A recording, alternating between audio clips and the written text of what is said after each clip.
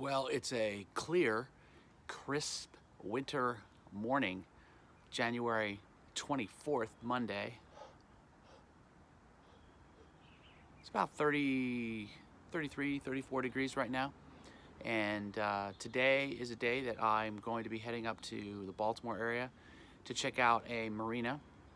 Middle River Marina is on the Middle River. They have a spot for us. We are still waiting for a spot from West Shore Yacht Center. I got word back that really their actual deadline is like February 1st for their regular. So that's like a week away because we need a place for our boat. We still don't have one and we're waiting on that. So today I'm going to take a trip up to the Middle River. It's about an hour ride, and I'll take you along with me, and we'll take a look around. I'll be talking to Tom, who's the owner, and trying to understand better what the facilities have. Apparently they have the nicest restrooms on the Middle River, so that can't be bad. That's a good thing. So as we continue to march towards spring launch, but still feels really far away, excited about the spring and launching Eternity Shore. So let's go. We'll see what we find today. Okay, so I am underway here, so to speak, in the car on the way to Middle River Marina. And one of the considerations for Mary and me in terms of a place to have the boat, we live in Montgomery County, Maryland. And while the Severn River and the Magothy River are actually closer to us, not that much closer, but they're closer to us, there are not many spots on either of those rivers available in terms of slips. I've looked, and it's a lot more crowded. And the second thing is it's more expensive than it is up in the Baltimore area. Just it's more popular down near Annapolis. The closer you get to Annapolis, the closer you get to really, really expensive slips and marinas. You also get, a lot more expensive gas prices, believe it or not, as much as 40 or 50 cents a gallon for marine gas. And already buying gas on the water is expensive, let alone paying north of $4 as it stands right now. In January of 22, you're paying about $4.10 a gallon in the Magothy River and the Severn River, whereas up near Baltimore, it's about $3.60, $3.70, $3.50, somewhere in there.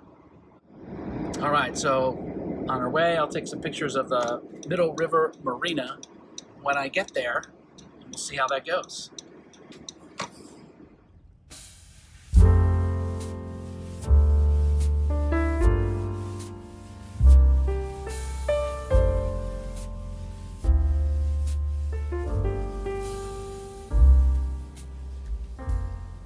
Okay, well, I just spoke to Tom here, and they have 2 spots available at the Middle River Marina.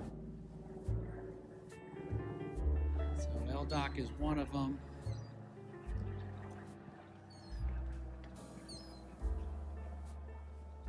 I already came out here, but I want to check again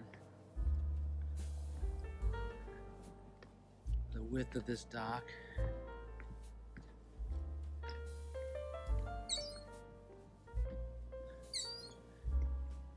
That other one didn't look very wide. This one looks a little bit wider to me.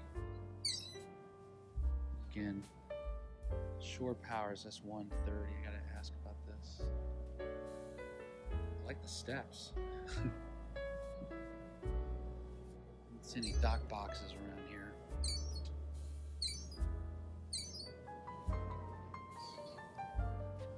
All right, the other dock he has E-dock. This is actually a charter that's actually out here. And our dock would be right here. Between these guys right here.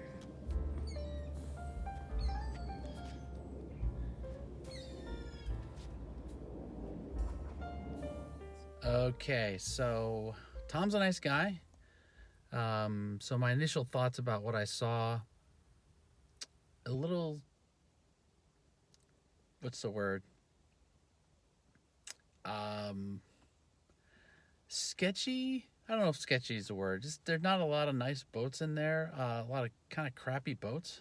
Doesn't look like a lot of people are taking care of their boats. That scares me a little bit. I like the spot by the T. There are liveaboards, people right there. I don't know if that's positive or not. On the one hand, if we have a good relationship with them, that's great because they're looking out for our boat. On the other hand, and if they have parties and whatnot and people, that gets me a little bit nervous about having people that are living aboard right next to your boat. It didn't, I took pictures of it, and it looked like there weren't 30 amp. We need two 30 amp connections, one for separate for air conditioning, one for everything else. And it didn't look like they had them, but when I went back and asked Tom in the office, he said, yes, the boats there that were there before, they both had dual 30 amps, and they were able to hook up there with no problems. So 3 miles, this is 3 miles from Hart Miller Island, which is a little farther than I want to be, but it's quiet for sure back here, and it's gated. So that's good because on the way in, I didn't show it to you, but there's a gate that I guess is closed, and you can only get access if you're here. So that's a positive sort of security thing. Apparently the bathrooms are beautiful, but they're closed now, so I didn't get the chance to see them. That would be the opposite of what I'm seeing around the grounds. I see just it looks kind of dumpy, quite honestly. So we'll see if we'll see about it. I have another week to wait on West Shore. I might swing by another marina now since I'm up in the area. What do you think? We'll see. All right, later. All right, I'm at Bowley's, Bowley Marina, and I just talked to Heather, and I'm gonna have a conversation. They have some slips available, so I'm gonna drive up now to the office, find her, and have a conversation. Hopefully I won't drive into the water. There's your water. Okay, so I just talked to Heather, and these are the slips that they have available in terms of the size that we would need. And I'm gonna walk out right now to the Bravo Pier, and we'll check them out. All right, so this is 32, B32. There's a lockbox on it.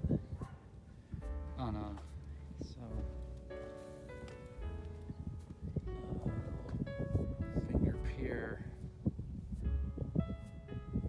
It's a little tight. Little pedestal. Rear 230s right there. I've already walked out this far. You can see how big this place is. It's mammoth. Alright, that's 32. Alright, this is 62, and I forgot to say, they actually list on here the width and the depth of the water, the width of the boat, the beam. So 62 is 16 feet wide. That's a lot wider. B32 is only 13 feet wide, and our boat is 11. So this would obviously be easier to get into.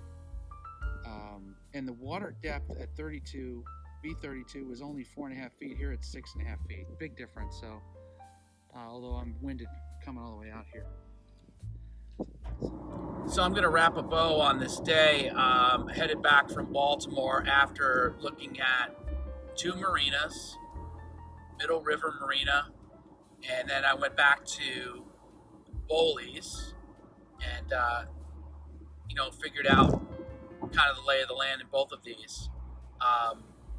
So that's about it. The two future videos.